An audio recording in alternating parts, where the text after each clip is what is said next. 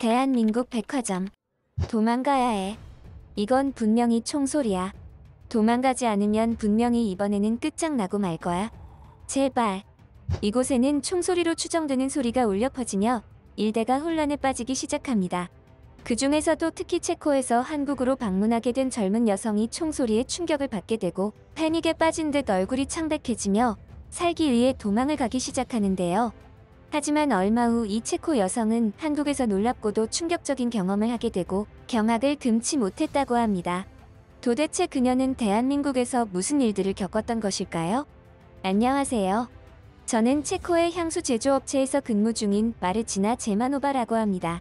직업이 조금 독특하죠? 저도 그렇게 생각합니다. 하지만 저에게 있어서는 아주 자긍심이 느껴지는 직업이라고도 할 수 있습니다.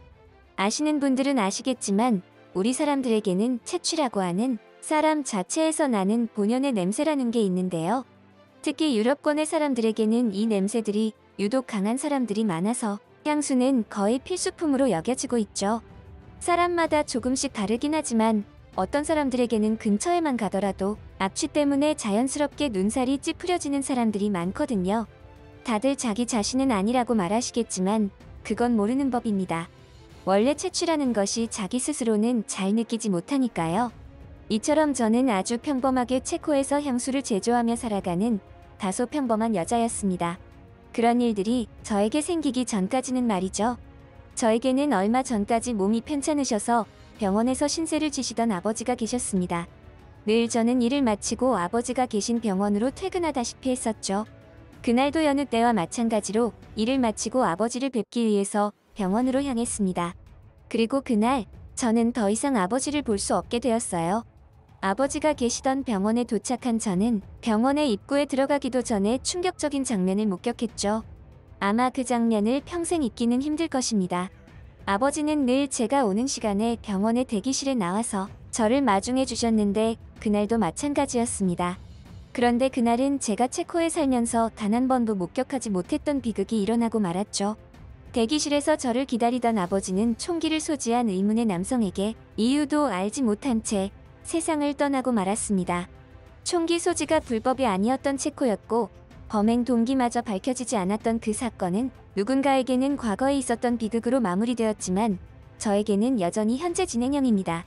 아버지의 마지막 모습을 목격한 저에게는 아마도 영원히 끝나지 않을 비극이 될 것이라 생각했죠. 저에게 그러한 일들이 일어나지 않았더라면 말입니다. 그 사건 이후로 저는 엄청난 상실감과 우울감, 그리고 아버지를 잃었다는 괴로움에 사로잡혀서 일상생활이 힘든 지경에 이르렀습니다. 그래서인지 회사에서도 저에게 휴가를 권고할 정도로 말이죠. 저는 회사에서 요구하는 모든 권고를 받아들였습니다. 힘든 일을 겪고는 있지만 저는 이 회사에서 일하는 저의 일에 자긍심이 있었고 앞으로도 이 업종에서 뼈를 묻을 생각이었기에 퇴사를 생각해 본 적은 없었거든요. 힘들어하는 저에게 임시 휴가를 권고해주는 회사의 배려에 감사한 마음마저 느꼈죠. 그렇게 저는 얼마 동안의 휴가 기간을 가졌고 다시 회사에 복귀했습니다. 하지만 저는 전혀 나아지지 않았어요. 아니, 오히려 시간이 지날수록 저에게는 더욱 부정적인 생각들과 그날의 괴로운 장면들이 떠올라서 하루하루가 너무 괴로웠죠. 최대한 회사에 피해가 가지 않게 하기 위해서 내색하지 않고 티를 내지 않으려고 했지만 그건 제 생각처럼 쉽지는 않았던 것 같습니다. 우리 부서의 직속 상사부터 시작해서 동료들까지 저의 한껏 예민해진 모습들을 보고 걱정하더라고요. 그런데 어느 날에는 제 바로 위에 계시는 상사분이 저에게 파견 근무를 한번 해보면 어떻겠냐는 놀라운 제안을 해주셨습니다. 아무래도 아버지가 계시던 그 병원과 지금 일하는 직장과의 거리가 얼마 되지도 않는 데다가 출퇴근을 하면서 사건 장소를 직간접적으로 목격하다 보니 저의 상처가 아물지 않는 것이라고 생각을 한 탓이리라 생각했습니다. 어쩌면 회사 입장에서는 저에게 더 없이 배려를 베풀고 있는 것이겠죠? 이 회사에서 뼈를 묻겠다고 다짐했던 저였기에 상사의 제안을 적극적으로 받아들이기로 했습니다. 다음에는 결단코 이 회사에서 성공하겠다는 열정이 있었고 지금의 아버지 사건을 조금이라도 빨리 잊고 회복하기 위해서라도 최대한 체코를 벗어나는 게 좋을지도 모른다는 생각을 가지고 있었기 때문이죠. 그런데 한 가지 마음에 걸리는 것이라고 한다면 제가 파견을 나가는 국가가 바로 한국이라는 점이었습니다. 당시 저는 한국이라는 나라에 대해서 정확한 정보가 없었고 뉴스나 인터넷에 떠도는 짤막한 정보들이 전부였기 때문에 약간의 두려움이 있었습니다. 게다가 한국은 현대에 와서도 전쟁을 겪었던 아픈 역사가 있었고 지금도 그 전쟁이 끝나지 않아 휴전을 하고 있는 지구상 유일한 분단 국가였기 때문에 더더욱 불안함이 있었습니다. 인터넷에 나오는 정보들은 한국이 안전하다, 먹거리, 즐길 거리가 다양하다 등 긍정적인 이야기들이 많이 있기는 했지만 직접 겪어보지 않고서는 그러한 정보들도 그저 데이터 쪼가리에 불과하다고 생각했죠. 그렇게 저는 불안한 마음을 지닌 채 한국으로 파견을 가게 되었습니다. 그런데 이게 대체 무슨 일일까요? 한국에 처음 와서 느꼈던 그 감정은 아직도 저의 뇌리에서 떠나지 못하고 있습니다. 제가 목격한 한국의 모습은 그저 선진국 그 자체였죠. 인터넷에 떠도는 많은 경험담과 정보들을 접하면서 어쩌면 한국이 제가 생각했던 것보다는 괜찮은 나라일지도 모른다는 생각은 했었습니다. 하지만 그런 제 생각은 아주 어처구니 없는 생각이었어요.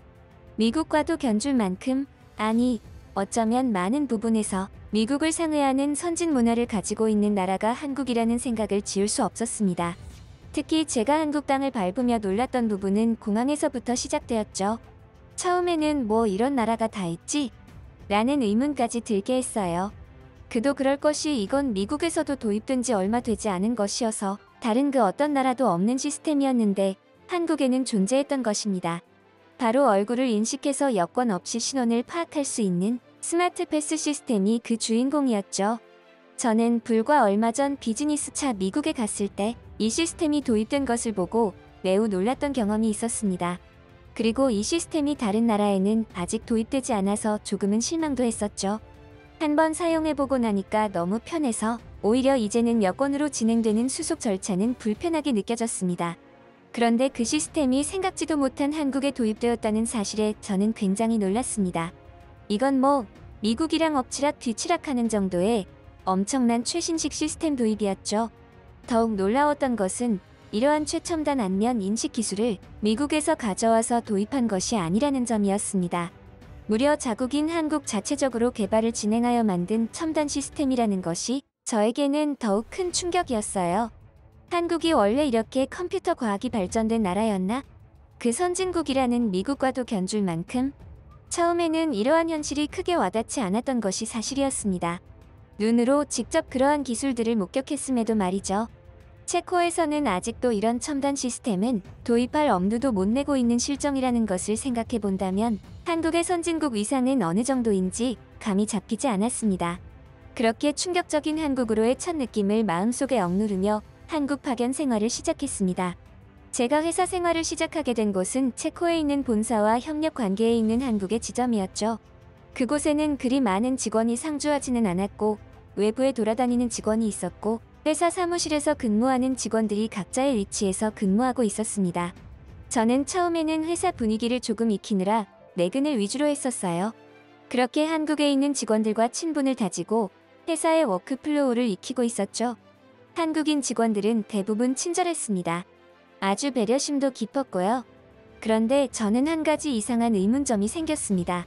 처음에는 이게 어떤 문제 때문에 느끼는 감정인지 스스로도 알지 못했죠.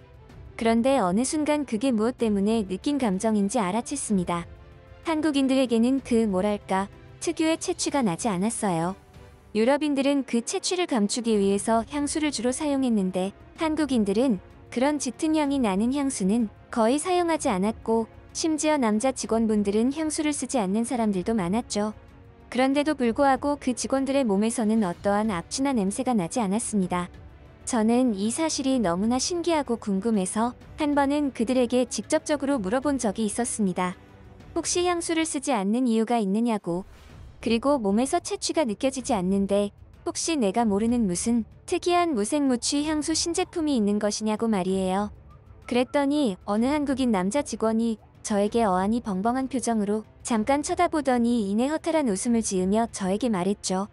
향수 같은 건 사용하지도 않고 한국인들은 몸에서 심한 채취 같은 게 원래 없는 민족이라고요. 저는 그 말에 큰 충격을 받았고 실제로 그 직원분의 말이 맞는지 알아보기까지 했는데 이게 웬걸. 진짜로 인종이나 민족마다 몸에서 채취의 정도가 다르더라고요. 그때 처음으로 알게 된 사실이었죠.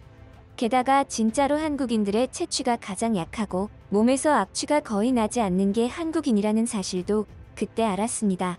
게다가 한국인들은 엄청 자주 샤워를 하고 씻어서 더더욱 몸에서 악취가 나는 일은 거의 없다고요. 체코에서는 며칠 동안 샤워를 하지 않는 사람이 부지기수였고 그런 상태에서 몸에서 냄새가 나는 상황을 향수로 감추려고 하는 것이 일반적이었습니다. 그 와중에 향수 냄새로도 감춰지지 않는 채취 때문에 고민인 사람들도 많았는데 정말이지 한국인은 그런 면에서 축복받은 민족이 아닐까 하는 생각마저 들었습니다. 그렇게 저는 한국에서의 생활이 어느 정도 익숙해졌고 시간이 지날수록 그 어떤 나라들보다도 한국이라는 나라가 사람이 살기 가장 좋은 나라가 아닐까 하는 생각을 했습니다. 한국에서 생활하는 시간이 점점 늘어날수록 그런 생각들이 더욱 심해졌죠. 특히 한국에서는 웬만한 것들은 택배를 이용해서 편리하게 식품이나 물건들을 사용할 수 있었고 걸어서 혹은 대중교통을 이용해서 짧은 시간에 거의 모든 인프라를 이용할 수 있었기에 더더욱 그러했죠. 제가 살던 체코나 유럽권의 나라에서는 택배 주문을 하게 되더라도 기본적으로 4일 이상 기다려야 하는 경우가 태반이고 길게는 일주일 이상도 기다려야 할 때도 있었습니다. 그러다 보니 짧은 유통기한이 있는 식품들은 택배 주문을 꿈도 꾸지 못했죠. 그뿐만 아니라 외출하려면 무조건 자가 차량을 이용하여 이동해야 하는 것은 기본이었고 대중교통 시스템이 한국처럼 잘 되어 있지도 않았습니다. 만약 그 일이 없었더라면 아마도 한국에 대한 좋은 기억들만 가졌을 겁니다. 저는 어느 날 백화점에 보리를 보러 갔다가 소스라치게 기겁하며 충격을 받은 적이 있습니다. 잔잔하고 조용한 클래식 음악이 울려 퍼지던 백화점에는 느닷없이 갑자기 총소리가 들리기 시작했죠. 저는 그 소리들을 듣는 순간 몸을 움찔거리기 시작했고 온몸에서 식은땀이 줄줄 흘렀습니다. 그리고 두 번 다시 생각하고 싶지 않은 체코에서의 그 충격적인 사건을 떠올리고 말았죠. 저는 너무 무서웠고 패닉 상태에 빠졌습니다. 머리로는 어서 빨리 도망을 가야 한다고 생각하고 있었지만 몸은 말을 듣지 않고 굳어버렸죠. 한편으로는 한국이라는 나라에는 절대 총기 사고가 없다는 지인들의 말을 떠올렸는데 심지어 그런 말을 저에게 했던 지인들을 원망하기까지 했습니다. 이 세상에 절대라는 건 없는데 라며 아니랬던 스스로를 탓하기도 했죠. 그러고 있는 동안에도 그 총소리는 점점 가까워지고 있었고 사라지지 않았습니다. 그런데 한 가지 이상한 생각이 들기 시작했습니다. 이렇게 뚜렷한 총소리가 들리고 있는데도 백화점을 거닐고 있는 한국인들은 전혀 놀라지도 않고 그냥 각자 갈 길을 가고 있다는 부분이었죠. 한국인들은 원래 이렇게 대담한가? 아니면 이것이 아예 총소리라는 생각을 못하는 걸까? 하는 여러 생각들이 들었습니다.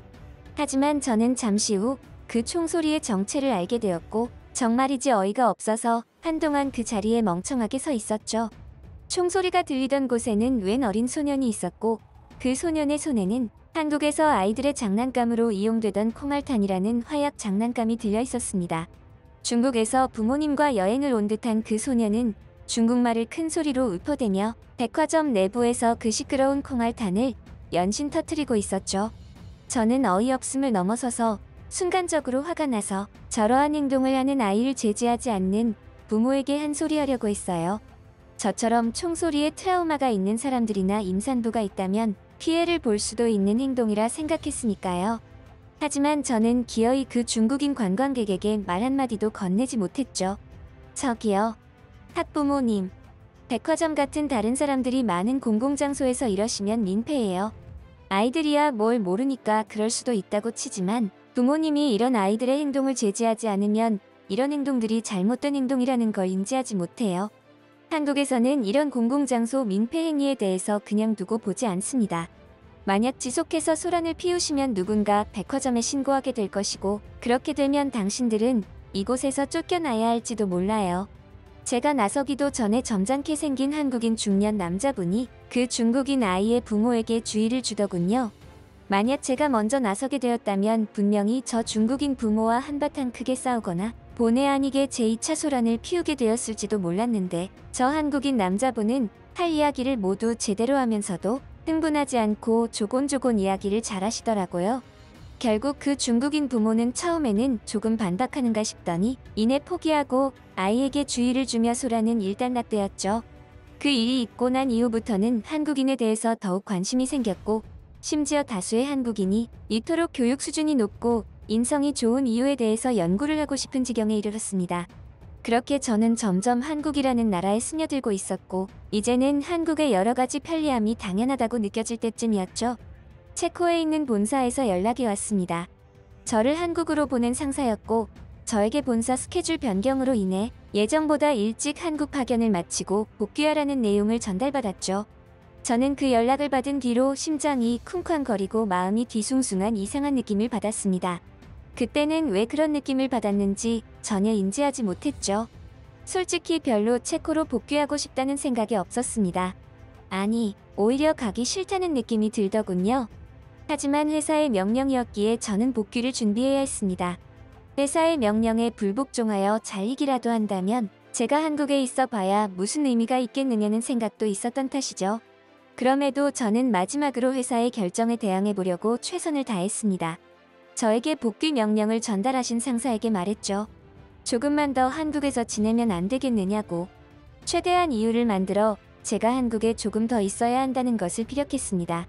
하지만 저의 그러한 말들은 씨알도 먹히지 않았죠. 상사는 본사 인원 부족을 이유로 그 선택은 불가피하다는 말을 전해왔습니다. 결국 저는 상사와 회사의 의견을 피력하는 일을 그만두고 체코로 복귀하게 되었죠. 체코로 복귀한 이후로 저는 한국을 경험하기 이전으로 돌아가 여느 때와 마찬가지로 일상을 보내고 있었습니다.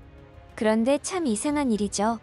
분명히 저는 모국인 체코에서 일상을 보내고 있었는데 마치 뭐랄까, 제가 외국에서 생활하고 있다는 착각이 들었습니다.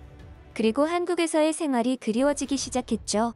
저도 혼란스럽지만 분명히 이 느낌은 외국 생활을 할 때 고향이 그리운 딱 그 느낌이었습니다.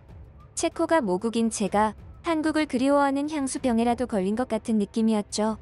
그러한 기분을 느낀 이후 결국 저는 한국에서 살아가기로 결심했습니다. 지금은 한국으로의 이민을 준비하고 있고, 그런 지금이 저의 인생에 있어서 가장 행복한 순간이라고 느껴지고 있죠. 그리고 가장 미래가 기대되는 순간이기도 하고요.